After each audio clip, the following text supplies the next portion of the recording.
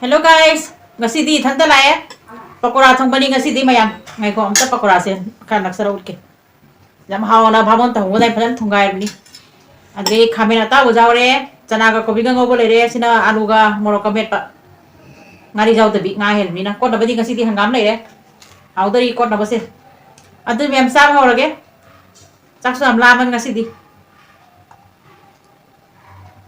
Chaksu lame pakora pam jabaga.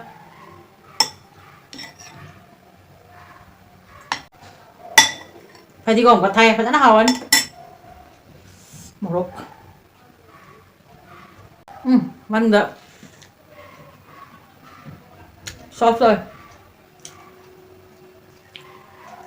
juicy rồi phải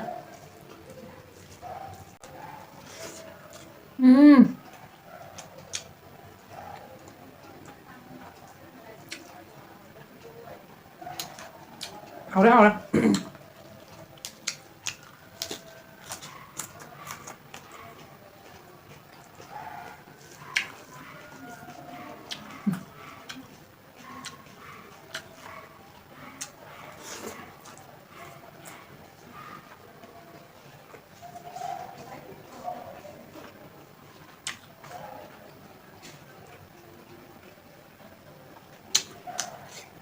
kamen bola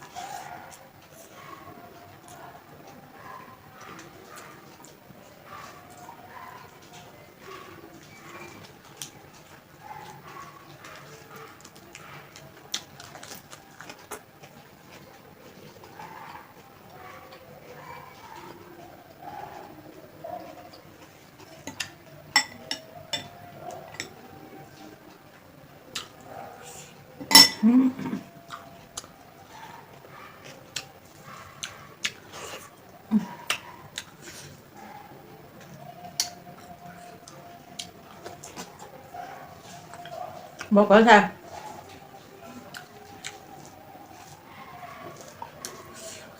aluga mau kamil pase mau kerja ya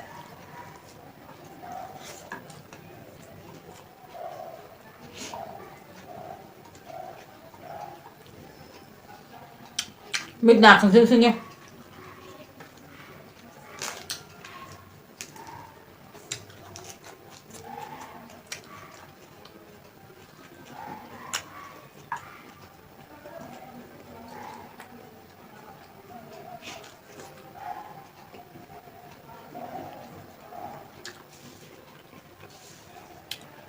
anh là huy giang khoảng ấy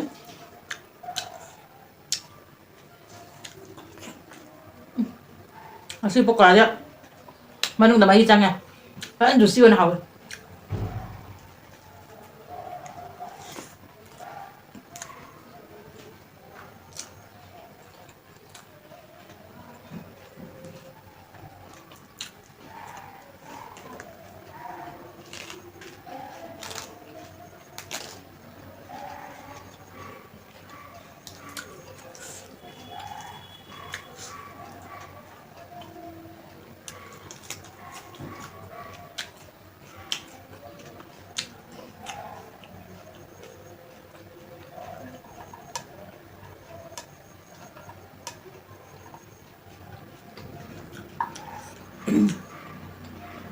masih di ayam kerja ini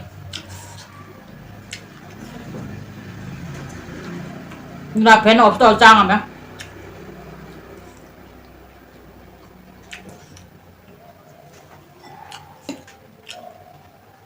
nãy giờ coi anh đừng đi đùng đàn đúng phèn thay này nó thì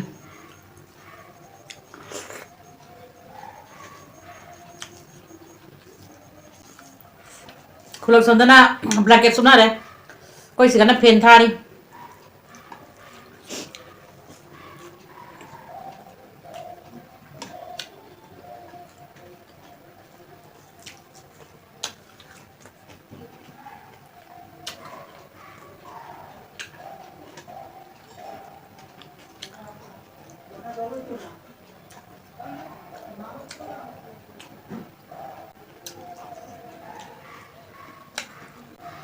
khamen pam je đi à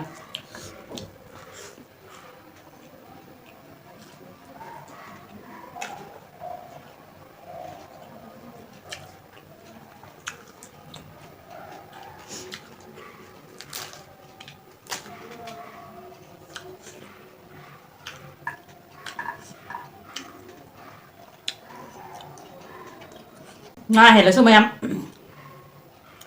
một chút tí và thì gom cái gạt thôi mình làm hào rồi ta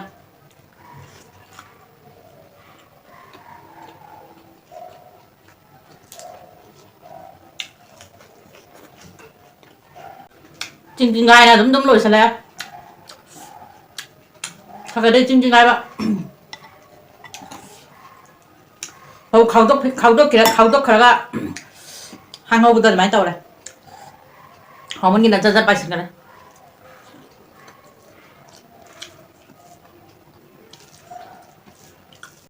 họ mình phải chân cái đấy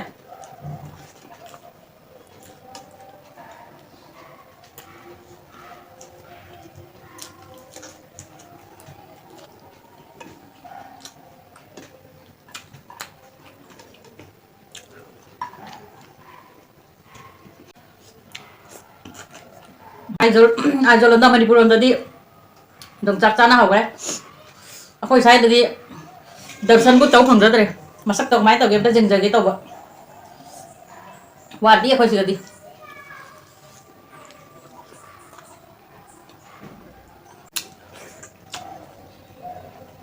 khôi hẳn ạ ai rồi đây người ta đi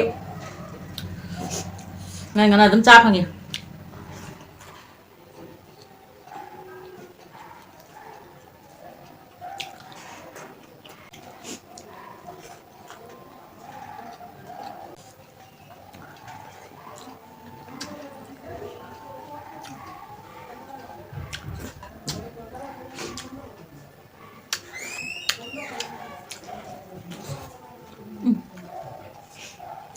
ăn nào đấy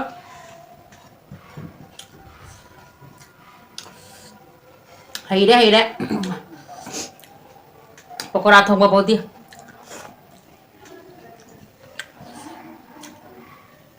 anh mình yêu sốt rất chất bây đấy pokora thông qua mày làm hảo su hảo đấy dám ta sân cái tôi nào ngasih di hảo món gì nào tôi ngasih cái nào mà tăng sức lực sẽ là cái next video muốn thêm nào đó